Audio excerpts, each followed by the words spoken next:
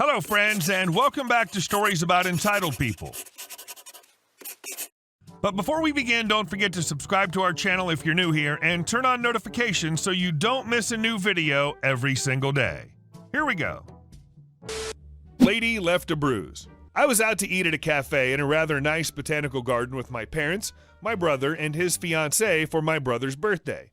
This restaurant/cafe has kind of a confusing setup, where they seat you and give you a menu, but you go up to this counter type thing, tell them what you want off the menu, pay them, then take your food back to your seat. You also self-bus, and they have bins to put dishes in and a cart to put the menus back on. After my family got all of our food and stuff settled, I grabbed all of our menus to take them and put them in the cart. As I was walking through the tables, an older lady stops me and politely asks if I could take their table's menus and holds out a stack to me. I tell her, I don't work here, but I don't mind taking your menus. I now have a hefty stack of menus. 10, I think. I wasn't quite struggling, but I wouldn't have been able to hold any more even if I'd wanted to. Their menus are stylized and each is on its own clipboard. I begin walking toward the menu cart again, and the next table I pass, this grumpy old woman snaps her fingers at me. I stop, mostly because I'm taken by surprise and mildly insulted that anyone thinks it's okay to snap their fingers at anyone, even if I was waitstaff. As soon as I stop, she grabs a stack of menus from her table and shoves them at me with very surprising force for a woman of her age and size. They hit my arm very hard, causing the other menus to cascade out of my hands. Everyone in earshot, which is pretty much everyone since it's a small cafe, turns to look at me. I start to blush and hurriedly start picking up the menus that I dropped, and meanwhile this lady is just loudly clearing her throat and still brandishing her menus at me. I'm very shy and hate the feeling of having eyes on me, so my brain is in panic mode and I don't really know what to do. Luckily, at that moment, my dad, who saw everything, comes over to intervene. I just finished picking up the menus and straighten up to see my dad fuming standing next to me. Now, my dad is 6'3" and about 250 pounds. He's 60 and generally a gentle giant, but he can still look extremely threatening when he's pissed. He politely asks the lady if there's a problem. Obviously mistaking him for some sort of manager, she says, no, everything is fine. You just have some very clumsy waitstaff. She then gives me a smug look and once again thrusts her stack of menus at me. My dad changes his tone of voice to be much quieter and slightly more threatening. That's not a waiter. That's my daughter that you just physically assaulted.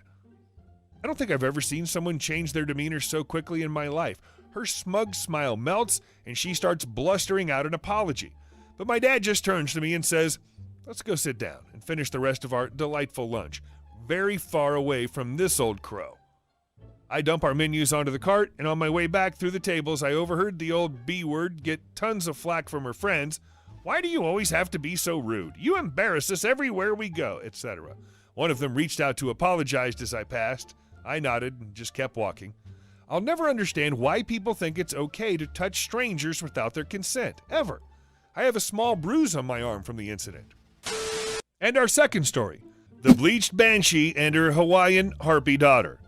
So I'm a professional ballet dancer, and I was visiting, insert well-known ballet company here, to see a former mentor of mine and watch the tryouts for the Corps de Ballet. I'd just gotten off for the day, and my mentor and I decided to go to Whole Foods and pick up some snacks before heading to my hotel for dinner. I'm wearing my ballet clothes, a pair of white Converse, and I have my full ballet hair and makeup going on for me. I enter Whole Foods and go straight to the bakery aisle. About to stock the hell up on food, I lean down to pick up the last slice of red velvet cake, and it gets smacked out of my hand by your average-aged trophy wife. You don't need that, she squawks at me like a dying pelican. I take a step back and gather up the cake again. I'm sorry, what? I asked. I said that you do not need to eat that. What you need to do is get my daughter a place at the ballet company. You know, we came here all the way from Miami, and she doesn't get a effing place. She's been dancing for 5 years, and we adopted her from Hawaii, and she's been through a lot. So I highly suggest you get her a place in the ballet because she's worked hard, she says, her voice slowly rising to a screech.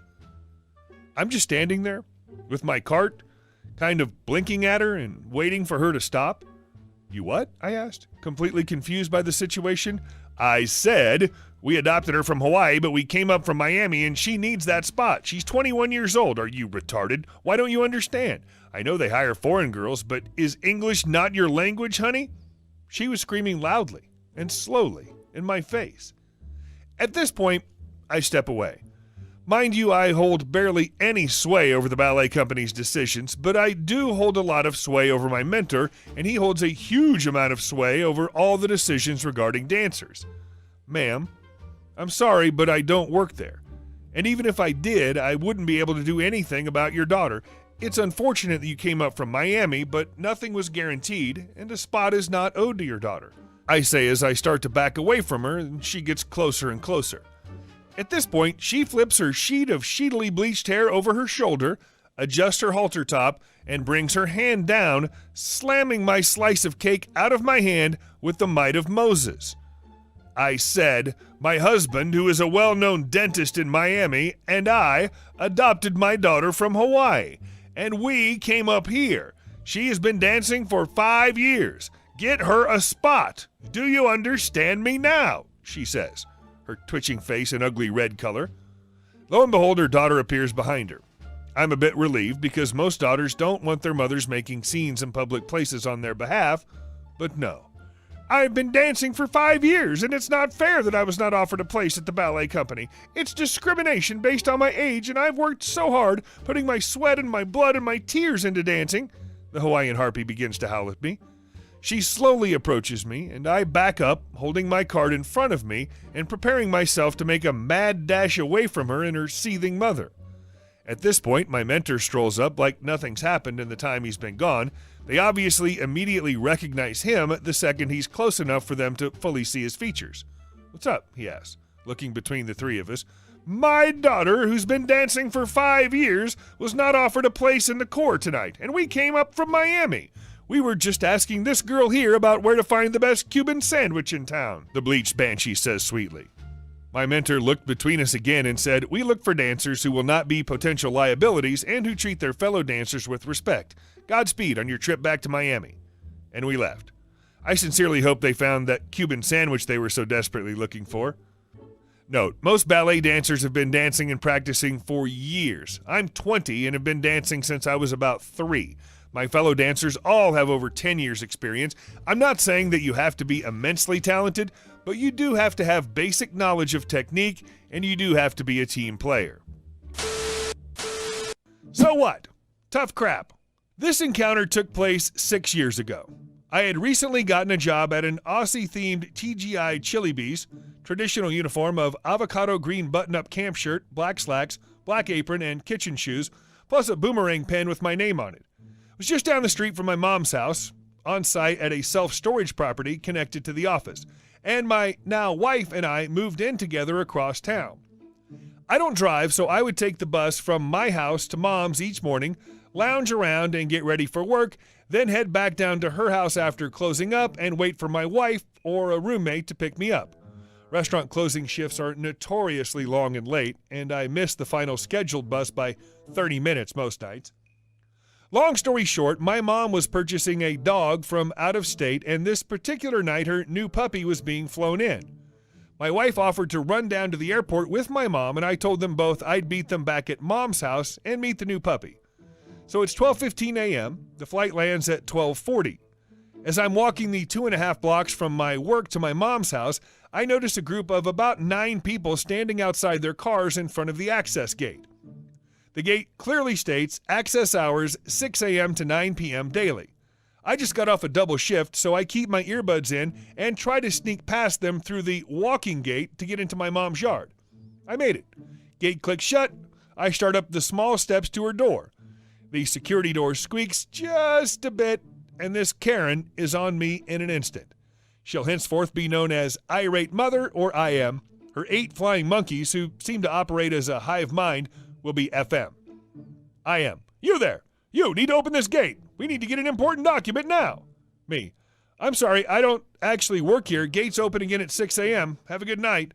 IM. Like hell you don't. You have keys to that door, so you have keys to this gate. Let me in!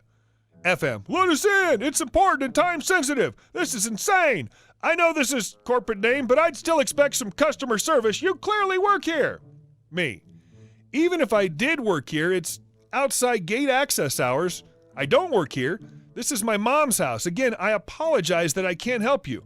Have a good night. I am. She's leaving on a flight at 4 a.m. tomorrow, and her passport is in the storage unit. Either let us in or I'll call the police. Me. All right, call the police then. There's nothing I can do. FM. Come out here and open this gate, or I'm coming in after you. You're going to let us in either by grace or by force. Me. I have no way to open that gate. I don't work here. I don't even have a gate code. I am. So what? What are you saying? Just tough crap? Is that what you're telling me? Me. Yeah, pretty much. So I walked inside and locked the door. They stood outside yelling for a few more minutes and eventually took off. Mom and wife returned about a half hour later. I explained the situation to them and played with the puppy. All was well. Next day, IM reported me for my unacceptable and rude behavior as abysmal customer service to the district manager. IM stated that when she requested access, I said, tough crap, laughed in her face, and told her to F off. IM stated that her daughter missed the aforementioned flight due to my unwillingness to help and that she would sue the company and district manager personally to recoup the cost. District manager could hardly keep from bursting out in laughter. She was a close friend of my mom's and had seen me interact with customers, theirs and my own, several times, and took pleasure in telling IM that the behavior described was completely out of character of me to the point of being not even remotely plausible, and that it would be best if they simply vacated the unit. IM was fuming and gobsmacked, but made sure to vacate the space by the end of the month. No legal notice was ever served in relation to this. You know what they say? Tough crap. Why would you keep something as important as a passport in a storage facility? That makes zero sense to me. Hey guys, thank you all for watching the video to the end, and I'll see you in the next one.